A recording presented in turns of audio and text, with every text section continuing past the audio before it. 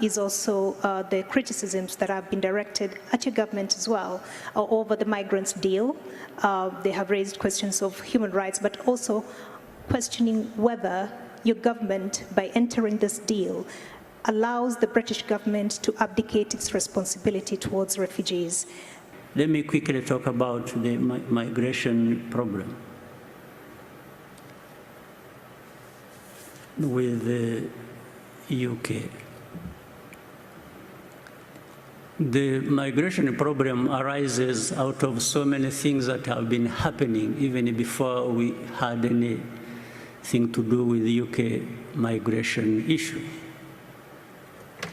We have so many refugees here in Rwanda, Congolese refugees, Burundi refugees, many, in their tens of thousands. That is one. Number two, in 2018, we decided, at that time I was the chair of the African Union, that we help out on this case of Libya.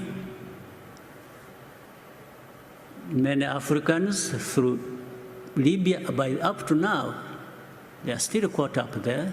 They've been brought from Libya over time, brought here, processed here. Some of them are still here. 1,000 of them so far have been processed and taken abroad to Europe, to Canada, to United States. But we just saved a situation where thousands of young Africans were caught up in Libya. They are trying to get to Europe. They are not getting there. They got stuck. They were imprisoned. They were in jail. Then they were even being enslaved. There were people coming to buy them as slaves and taken to some places.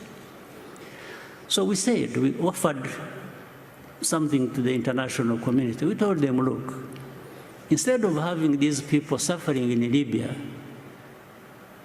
can we have them in Rwanda so that those countries that want to help out, either to return them to where they came from or to take them to places that can accept them. The remainder, those who want to stay with us, we can even make them stay here. We have no problem. Those are three options. And that's how the UNHCR got involved, other international institutions got involved, and the process has been going on since 2018. Now, on this one, I mean, because I have seen with this UK partnership, people tried to imply that there is a money involved. It's like we are just being paid to have these people. You may find out for yourself, investigate, if anybody gave us money about the Libyan case. There was no money. In fact, what happened was the international community helped to transport them, bring them here. We provided a place, and they also started supporting these people. And that's how it has been going. In fact, we had that situation. We had another case where Israel, I remember, was throwing out some migrants also who had gone there from Eritrea, Ethiopia, Sudan. We also helped on that. That is way before this case of... so what is happening today is no different from what was happening then. Now, and this question of money involved that people are talking about, largely it is money to look after these people who are being brought here because they are not accepted in the other side, on the other side. Now, so if we have a situation like this, first of all, it also builds on our position in terms of how we see the migration issue. While there might be a right of a person to flee and seek refuge in some place, it's not going to be anybody. Because in this one, there are two types of criminals, if I may say. There are actually people who have been finding their way to whichever place that don't even deserve to be accepted by those places. It's not automatic. That when you say, I want to go to UK, I want to go to France, I want to go to Belgium, I want to go to Spain, that you must always be accepted. No, it depends on why you are going to that place. Are you somebody running away from persecution or from serious problems? Yeah, there is a case here. People should be able to listen to that. But at the same time, it's up to that country to decide what they do in that case. There is nothing automatic about it.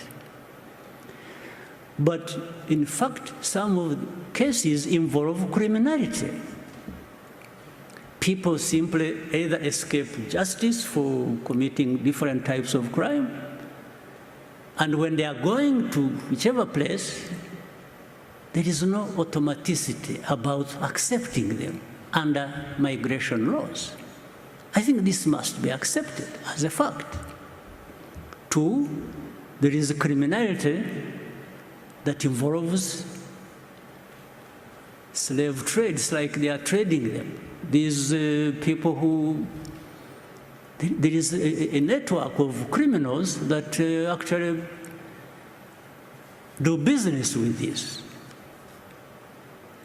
That is known. The criminal networks are known in Africa or in Europe. So if countries are trying to say, no, we have to have orderly migration, what's wrong with that? I have no problem with that. And it doesn't matter where they are coming from, whether it is Europe or Asia or wherever. By the way, we also, not so long ago, accepted people from Afghanistan. We still have young people who are living here who came from Afghanistan. We received requests that people were looking for where to go because they were fleeing what happened in Afghanistan, and we accepted these people. These people are still here. They are attending school. They are living a normal life, normal in that limited sense. Normal situation should be that they live in their country, but here we try to do our best to give them a sense of security and normalcy, but which is not complete. These people are here. They are being helped by different organizations, philanthropies. Nobody's giving this country money to do that. Absolutely not. So I wanted to, in those long explanations of words, to assure you that this migration issue is something that people will have different views about. But I have tried to explain to you where we come from in dealing with it the way we deal with it.